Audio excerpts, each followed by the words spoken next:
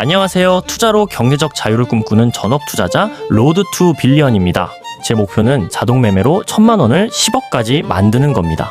복리에서는 수익률만큼 그 수익을 다시 원금에 포함하는 과정이 중요합니다. 예를 들어 1000만 원으로 매달 5%의 수익을 낸다고 가정했을 때 수익금을 매달 꺼내면 1년 동안 발생하는 수익은 600만 원입니다. 반면 수익을 다시 원금에 포함해 복리로 운용하면 계산상 1년 뒤에는 약 1796만 원이 됩니다.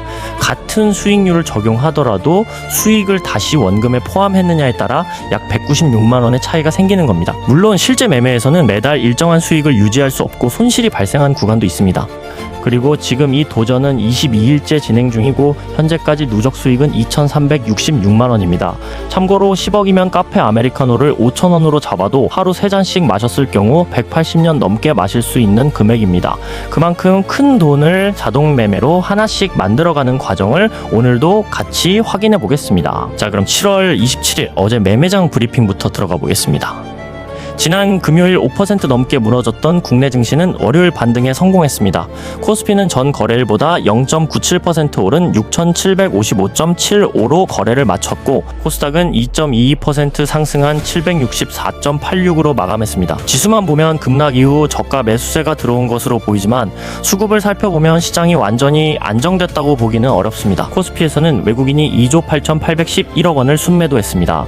반면 개인은 1조 9,788억 원 기관은 8,595억 원을 순매수하며 외국인이 내놓은 물량을 받아냈습니다. 지난 금요일에 이어 외국인이 다시 대규모로 매도했는데도 코스피가 상승했다는 것은 국내 개인과 기관의 방어력이 강했다는 뜻입니다. 하지만 해외 자금이 국내 시장으로 돌아오면서 만들어진 반등은 아니었습니다.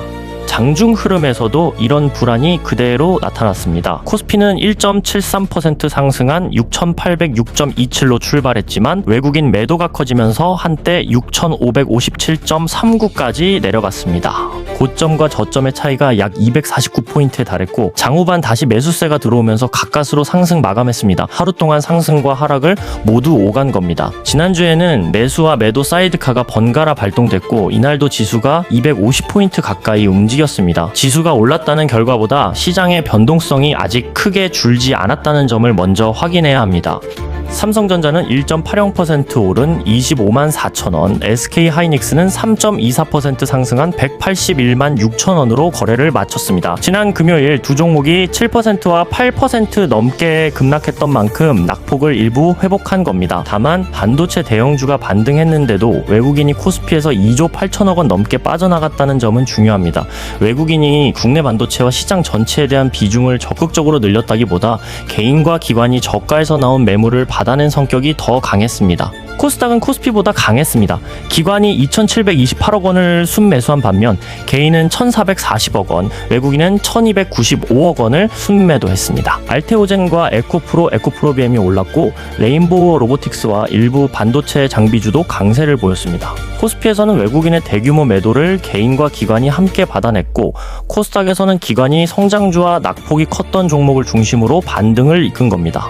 결국 월요일 국내 증시는 위험 선호가 완전히 회복된 시장이라기보다 지난 금요일 급락에 따른 가격 회복이 진행된 하루로 보는 것이 자연스럽습니다.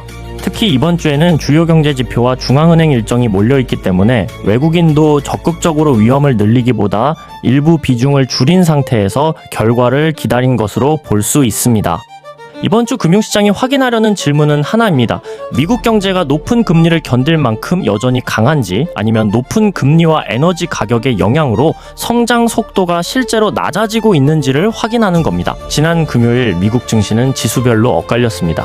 다우지수는 0.46% 상승했고 S&P 500은 0.05% 오르며 약보합으로 마감했지만 나스닥은 0.64% 하락했습니다. 필라델피아 반도체 지수도 4% 넘게 밀렸습니다. 유가가 고점에서 내려오면서 물가 부담은 다소 완화됐지만 미국 10년물 국채금리는 4.6% 후반에서 높은 수준을 유지했습니다. 이 때문에 경기민감주와 일부 가치주는 반등했지만 금리에 민감한 기술주와 반도체는 상대적으로 약했습니다. 이번 주 첫 번째 핵심은 미국 연방준비제도의 금리 결정입니다.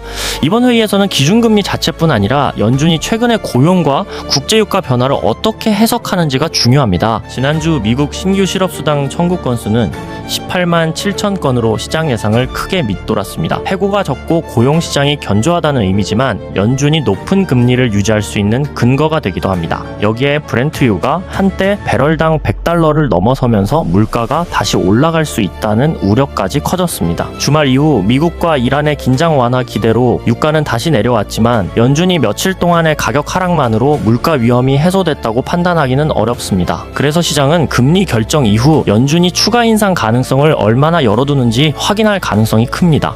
연준이 강한 고용과 물가 위험을 강조하면 통화정책에 민감한 미국 2년물 국채금리가 먼저 반응할 수 있습니다. 10년물 금리와 달러까지 함께 상승하면 나스닥과 반도체를 비롯한 성장주에는 다시 부담이 발생합니다. 반대로 연준이 유가 하락과 경기 둔화 가능성을 더 중요하게 언급한다면 국채금리와 달러가 내려가면서 최근 조정을 받은 성장주의 반등 조건이 만들어질 수 있습니다. 하지만 FOMC 결과만으로 이번 주 시장의 방향이 완전히 결정되는 것은 아닙니다. 이후에는 미국의 2분기 GDP 속보치와 6월 PCE 물가지수가 함께 발표됩니다. GDP는 미국 경제의 성장 속도를 보여주고 PCE는 실제 소비 과정에서 발생한 물가 변화를 보여줍니다. 두 지표가 모두 강하면 미국 경제가 높은 금리를 견디는 동시에 물가 압력도 남아있다는 뜻입니다. 이 경우 추가 긴축 가능성이 커지면서 국채 금리와 달러에는 상승 재료가 될 수 있습니다.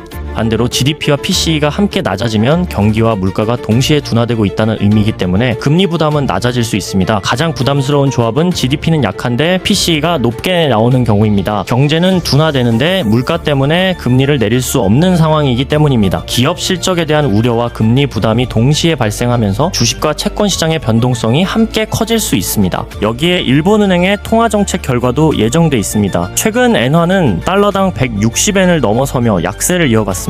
일본은행이 추가 금리 인상 가능성을 강하게 내비치면 엔화가 반등하고 엔화를 낮은 금리로 빌려 다른 자산에 투자했던 자금이 줄어들 수 있습니다. 엔캐리 자금이 빠르게 정리되면 일본 증시뿐 아니라 한국 반도체와 미국 기술주 비트코인에도 단기적인 매도 압력이 발생할 수 있습니다. 반대로 일본은행이 금리 인상에 신중한 태도를 유지하면 엔화 약세가 이어지고 달러 강세를 지지할 가능성이 있습니다. 결국 이번 주는 FOMC 하나만 확인하고 끝나는 시장이 아닙니다. 연준의 판단이 먼저 나오고 GDP와 PCE가 그 판단이 맞았는지를 다시 검증합니다. 마지막으로 일본은행의 결정이 엔화와 글로벌 자금 흐름에 또 다른 변수를 더하는 구조입니다. 따라서 경제지표가 좋았는지 나빴는지만 볼 것이 아니라 발표 이후 미국 2년물과 10년물 국채금리 달러와 엔화가 어떤 순서로 움직이는지를 함께 확인해야 합니다. 여기까지 보신 분들은 중요한 경제 일정을 앞둔 시장에서 제가 어떻게 자동매매로 수익을 가져갔는지 궁금하실 겁니다. 제가 선택한 종목은 골드였습니다. 이날 골드는 지정학적 위험이 커져서 오른 것이 아니었습니다. 미국과 이란의 긴장 완화 기대로 국제유가가 내려가자 물가 부담이 낮아졌고 미국 10년물 국채금리와 달러도 함께 약해졌습니다. 지정학적 긴장 완화만 놓고 보면 금의 안전자산 수요에는 불리한 조건입니다. 하지만 이날은 안전자산 수요 감소보다 골드를 누르고 금리 부담이 줄어든 영향이 더 크게 반영됐습니다. 그 결과 골드는 온스당 $4,100 부근까지 반등했습니다. 다만 FOMC와 GDP PC 발표를 앞두고 있었기 때문에 매수세가 한 방향으로 계속 이어지지는 않았습니다. $4,100 부근에서는 상승 흐름과 차익 실현이 맞부딪히며 가격이 이탈했다가 다시 돌아오는 움직임이 만들어졌습니다. 자동 매매는 이 가격 변화 속에서 실제로 형성된 진입과 청산 구간을 활용했습니다. 그럼 실제로 제가 어떻게 수익을 가져갔는지 확인해 보시죠. Okay, let's go.